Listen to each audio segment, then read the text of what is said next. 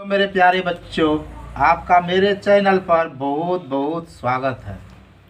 मेरा आज का टॉपिक क्लास 12 का एनसीईआरटी मैथ है और आज हम लोग पढ़ेंगे एक्सरसाइज 7.1 और हम लोग 5 नंबर तक के प्रॉब्लम को पढ़ चुके हैं भाई। आज जो हम लोग करेंगे, आज हम लोग करेंगे 6 नंबर के प्रॉब्लम को, 7 नंबर के प्रॉब्लम को, 8 नंबर के प्रॉब्लम को और 9th नंबर और 10th नंबर। और देखो भाई, प्रॉब्लम में क्या रहा है कि find the flowing integrals in exercise 6 to 20। आपको 6 नंबर से लेकर 20 तक के प्रॉब्लम में आपको फाइंड करना है इंटीग्रल। तो आप 6 नंबर में भी क्या करोगे, इंटीग्रल करोगे। 7th नंबर में भी आप फाइंड करोगे इंटीग्रल को, 8 नंबर में भी इंटीग्रल को फाइंड करोगे, 9th नंबर में भी करोगे और 10th नंबर में भी करोगे।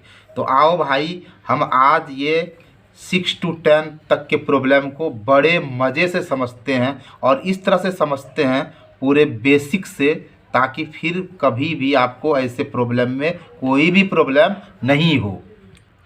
अब आओ भाई 6 नंबर के प्रॉब्लम पर और देखो आप इसको कैसे करोगे। ठीक है, समझ रहे हो ना। सबसे पहले यही ना आपका प्रॉब्लम है, इंटीग्रेशन 4e⁻3x है +1 है और dx है। ठीक है, देखो भाई एक बात समझो, अगर आपके पास इस तरह रहेगा इंटीग्रेशन u + v dx, ठीक है, तो आपका फार्मूला क्या हो जाएगा। देखो ये पूरे पर इंटीग्रेशन, इसका मतलब आपका दोनों पर इंटीग्रेशन हो जाएगा। इसको अलग अलग कर लो, यानी इंटीग्रेशन u dx, बीच में प्लस है तो प्लस दे दो, और इंटीग्रेशन v dx। ये कॉन्सेप्ट समझ रहे हो। और आपको इसी पर आगे बढ़ना है, समझ रहे हो ना। तो अब ध्यान से मेरी बात को सुनो। इस वाले को आप u से सपोज कर लो, इस वाले को v से सपोज कर लो, और ध्यान से देखो और हमें बताओ कि देखो ये u + v dx पर नहीं टूटेगा, तो integration u dx + integration v dx। ठीक है, आप इस पर जब इसको तोड़ोगे तो यहाँ हो जाएगा इंटीग्रेशन 4e3x और इसके साथ में क्या लग जाएगा dx, क्योंकि इंटीग्रेशन u dx। फिर देखो प्लस इंटीग्रेशन v dx, तो इंटीग्रेशन 1 × dx। यही ना आपके पास है। यहाँ तक आप समझ रहे हो। चलो भाई, अब एक बात हमें बताओ, आपने ये पढ़ा है कि इंटीग्रेशन उसी राशि का होगा जो d से संबंधित है और शेष राशि आपका बाहर आ जाएगा। तो d से संबंधित मेरे भाई d से संबंधित x है, ये 4 तो नहीं है ना। आप 4 को अलग कर लो और यहाँ देखो क्या हो जाएगा, e3x dx, समझ रहे हो ना। और यहाँ +2 और यहाँ देखो 1 से dx को मल्टीप्लाई करोगे आप तो क्या हो जाएगा dx। यहाँ तक आप समझ रहे हो। अब एक बात समझना, मेरा एक बात समझना, एकदम बेसिक से समझना। ठीक है, देखो हम कुछ कॉन्सेप्ट आपको इस जगह बता रहे हैं, इस कॉन्सेप्ट पर आप पूरी तरह से ध्यान देना। ठीक है, समझ रहे हो, समझना। देखो आप एक फार्मूला ये पढ़े हो कि इंटीग्रेशन ex dx = ex होता है ना। ठीक है, अगर आपके पास इस तरह का रहेगा कि इंटीग्रेशन 2x dx, तब आप क्या करोगे। ध्यान से आप समझना। देखो इंटीग्रेशन ex dx का ex होता है ना, तो इंटीग्रेशन e2x का क्या हो जाएगा। सबसे पहले देखो e2x हो जाएगा, ये जो e2x है e2x लिख देना और बाय दे देना। और ये देखो कि x के साथ किसका मल्टीप्लाई है, तो देखो भाई यहाँ 2x है ना, तो 2 × x है, यानी x के साथ 2 का मल्टीप्लाई है, तो ये जो 2 का इंटू है इसको बाय कर देना, यानी /2। यानी इंटीग्रेशन e2x dx बराबर क्या होगा, e⁻2x/2। आप कहोगे कि सर एक बात ये बताओ कि अगर सर यहाँ इस तरह का रहेगा, किस तरह का, इस तरह का कि e⁻ 4x रहेगा। तो क्या करेंगे सर, टेंशन नहीं लो, इंटीग्रेशन ex dx का ex होता है ना, तो उसी तरह इंटीग्रेशन e4x है, तो सबसे पहले आप e4x लिख दो और फिर बाय का साइन दे दो। और ये देखो भाई कि 4x है तो x के साथ क्या मल्टीप्लाई है, तो 4 का मल्टीप्लाई है ना, तो ये 4 को आप नीचे लिख दो। जैसे मान लो भाई e5x dx है, तो क्या करोगे समझना ध्यान से, सबसे पहले e5x लिख दोगे क्योंकि इंटीग्रेशन e dx ex होता है, तो इंटीग्रेशन e5x dx का e5x होगा ना, और x के साथ किसका मल्टीप्लाई है 5 का, तो बाय 5 दे दोगे। समझ में मेरी बात आ रहा है।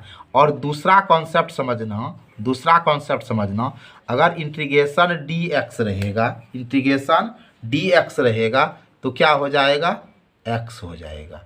अगर इंटीग्रेशन dy रहेगा तो देखो d खत्म हो रहा है, y हो गया। अगर इंटीग्रेशन dg रहेगा, d खत्म हो जाएगा, g हो जाएगा। अगर इंटीग्रेशन dp रहेगा तो देखो इंटीग्रेशन और d खत्म हो गया, p हो गया।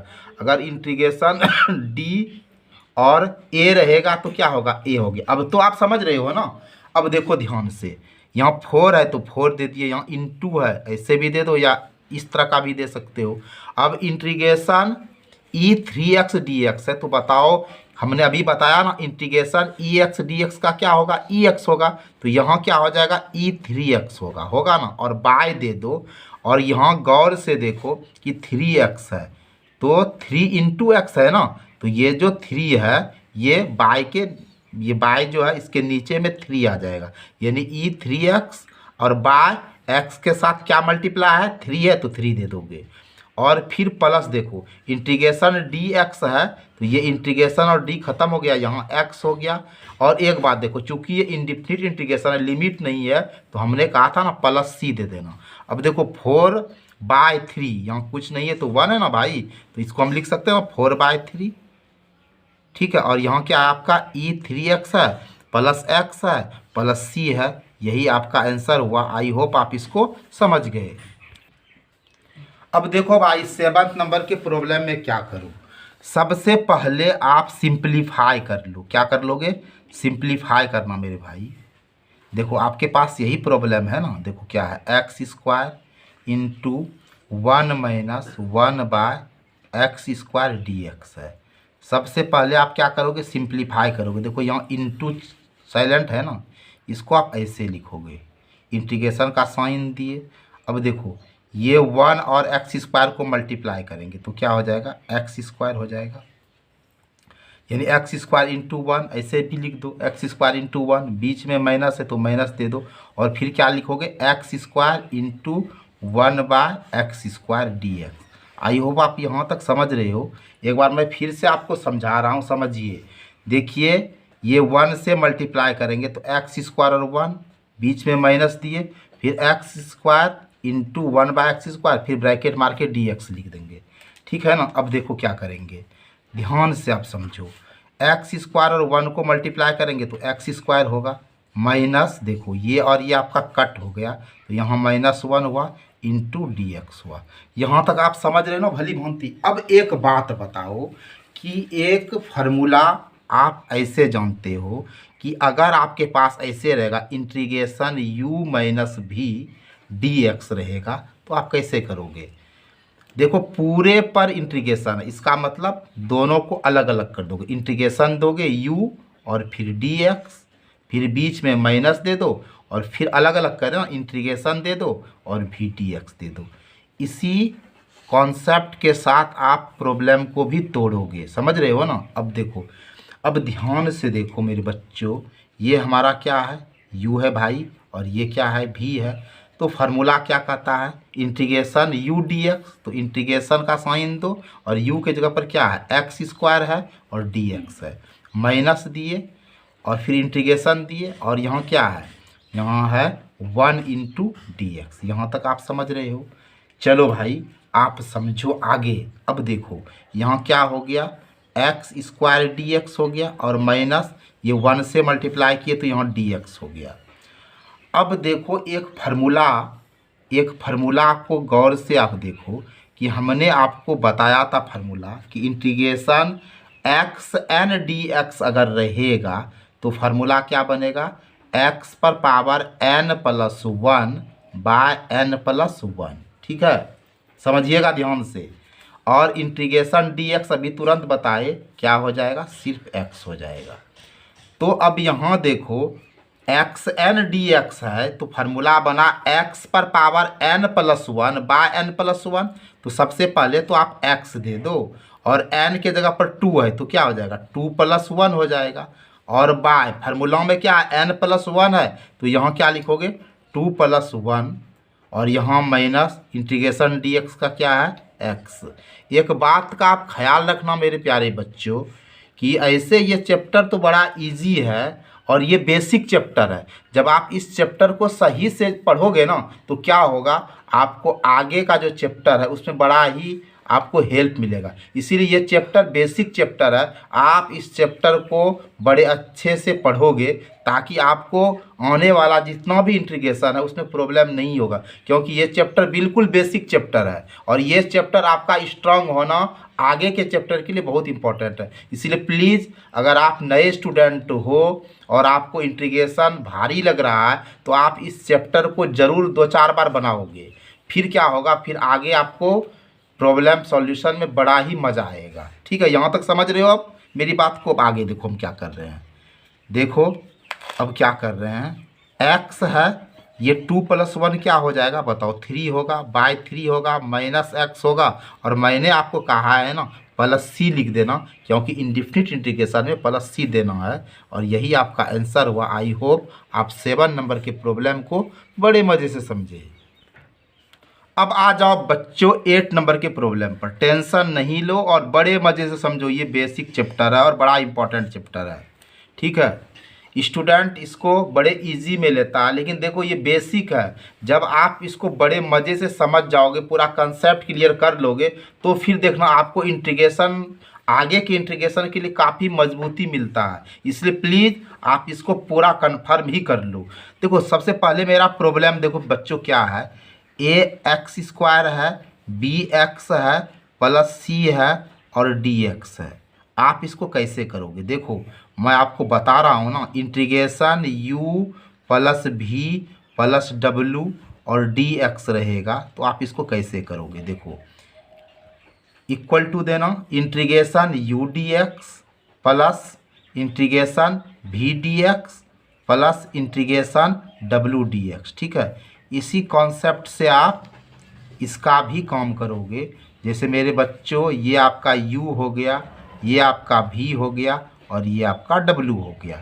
अब देखो सबको अलग अलग कर दो, पूरे पर इंटीग्रेशन है, आप अलग अलग कर दो। लिखो इंटीग्रेशन ax² dx, फिर बीच में आप प्लस दे दो इंटीग्रेशन bx dx। ठीक है, और फिर क्या दे दो इंटीग्रेशन c dx। ठीक है, अब आप आगे क्या करोगे, वही इंटीग्रेशन उसी राशि का होता है जो d से संबंधित है, शेष राशि को आप बाहर करोगे। तो देखो d से संबंधित मेरे भाई x है, a तो नहीं ना है, इसीलिए आप प्लीज़ a को बाहर कर दो, बाहर का रास्ता दिखा दो। तो यहाँ क्या हो गया x² dx।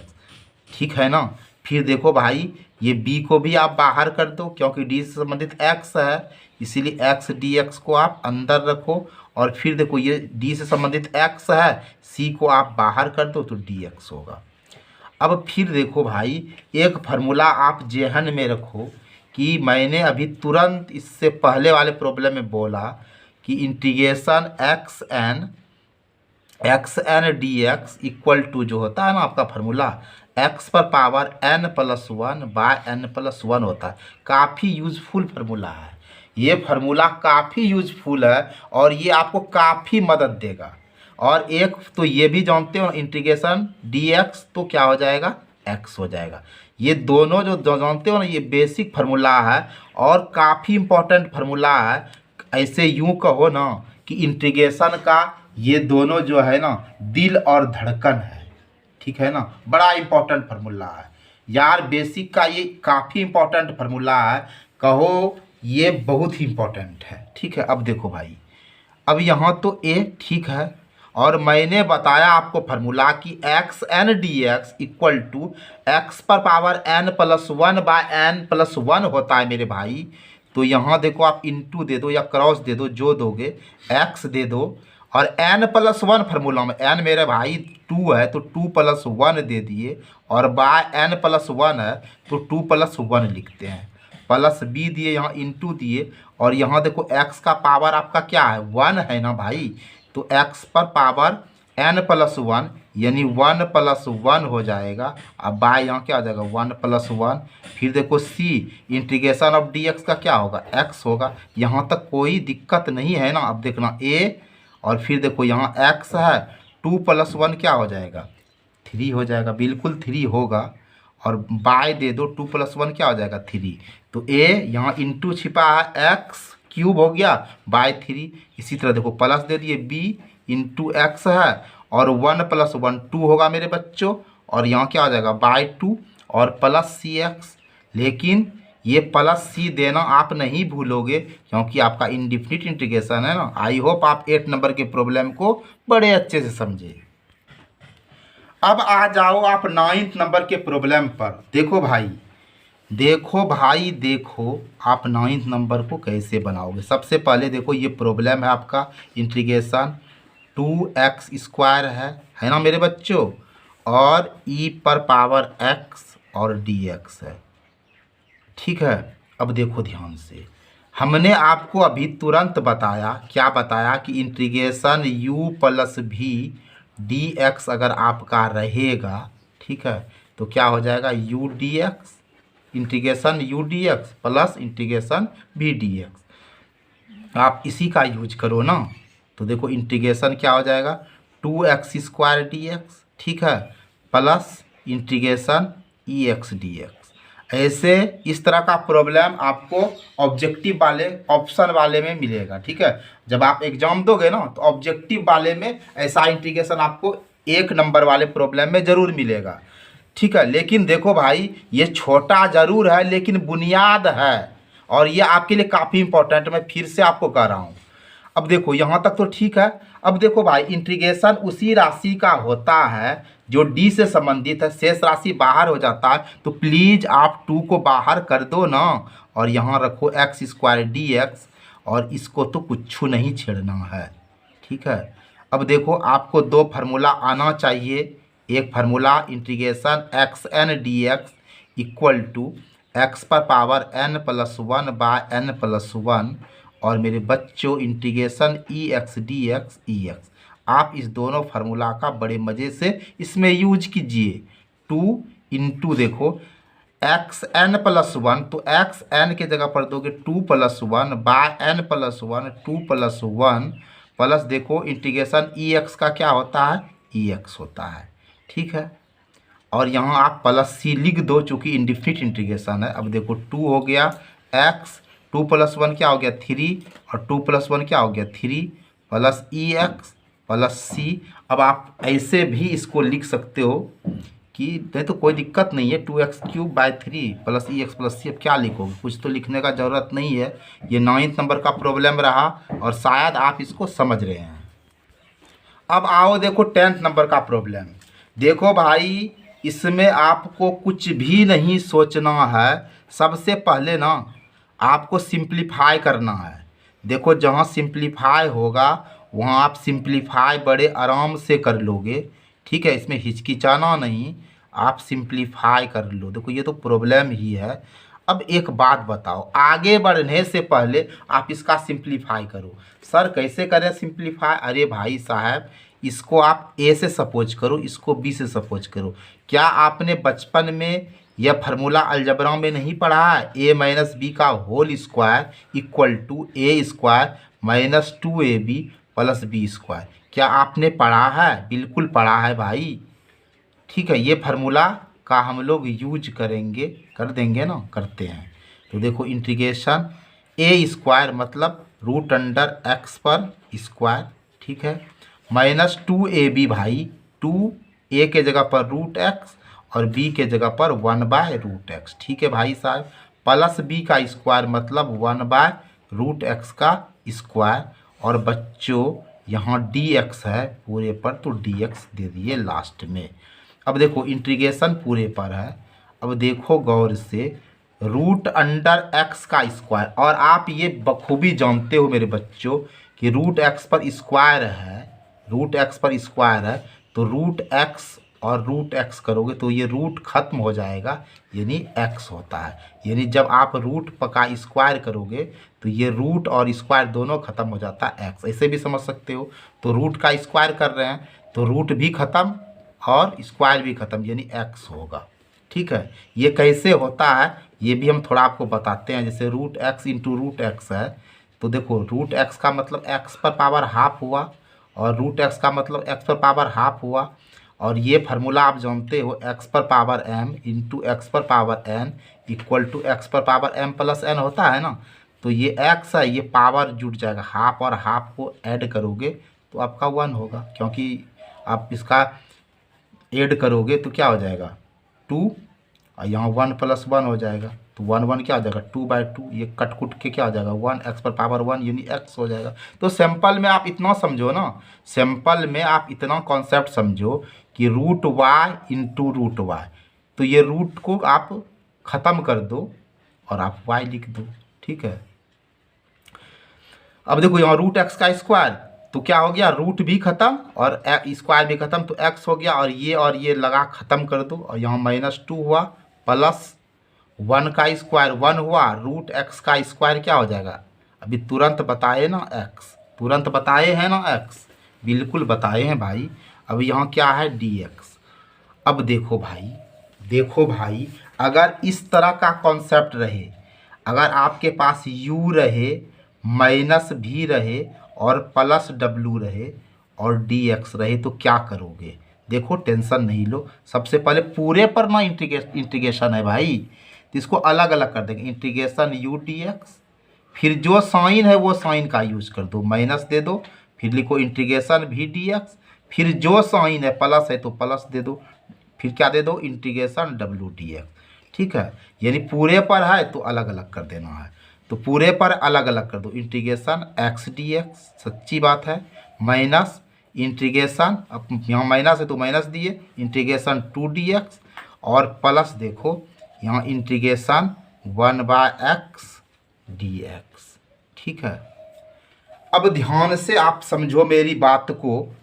ठीक है, देखो इसमें आपको 3 फार्मूला का काम लगेगा, जानते हो कौन कौन फार्मूला। एक तो आपको ये लगेगा xn dx, ध्यान से फार्मूला को देखना, ये हो जाएगा आपका x पर पावर n+1/n+1, इंटीग्रेशन dx क्या होगा x के इक्वल होगा, और इंटीग्रेशन dx/x इक्वल टू जो होगा आपका log x, log mod x हो जाएगा। ये तीनों फार्मूला आप माइंड में हमेशा हमेशा याद रखना। ठीक है, अब समझो मेरे भाई, अब समझो मेरे भाई, इसको हम लिखते हैं इंटीग्रेशन x dx। देखो इस पर कुछ नहीं तो 1 का पावर है, ये 2 को आप बाहर कर दो क्योंकि d से संबंधित x है, यहाँ dx है, और मेरे भाई यहाँ कुछ नहीं तो इंटू है, यहाँ भी कुछ नहीं तो 1 है, ये 1 1 को भेज दो, प्लस है तो प्लस दिए। अब यहाँ क्या हो गया इंटीग्रेशन dx/x। अब ध्यान से देखो, इस पर ये फार्मूला आपका यूज होगा ना, कौन सा, ये वाला फार्मूला, x पर पावर n+1/n+1, तो x दिए, पावर n का क्या है 1 है तो 1 + 1 दिए, अब /1 + 1 दिए, -2, और देखो फार्मूला क्या है integration dx equal to x है तो यहाँ x दिए, और फिर फार्मूला देखो इंटीग्रेशन dx/x, फार्मूला क्या होता है log mod x, तो यहाँ क्या हो जाएगा बोलो log mod x, plus c दे दो क्योंकि इंडिफिनिट है, जान ही रहे हो सारा काम। तो 1 1 क्या हुआ बोलो 2 हुआ, /2 हुआ, माइनस क्या हुआ 2x हुआ, plus log mod x plus c। ऐसे आप mod x को x भी लिख सकते हो या ऐसे भी लिखोगे, कोई दिक्कत नहीं है। ये हमारा आंसर हो चुका है और आप 10th नंबर को भी समझ गए हो। अब हमें बताओ कि आपको वीडियो कैसा लगा, समझ में आया कि नहीं। अगर आपको समझने में कोई भी तरह का परेशानी होता है तो आप बेहिचक हमें कमेंट करके बताओ। आशा करते हैं कि आज का वीडियो ज़रूर आपको पसंद आया होगा। अगर आपको पसंद आया होगा तो अपने दोस्तों में शेयर ज़रूर करेंगे। आपको वीडियो वॉचिंग के लिए मेरे तरफ से ढेरों ढेरों धन्यवाद। जय हिंद, जय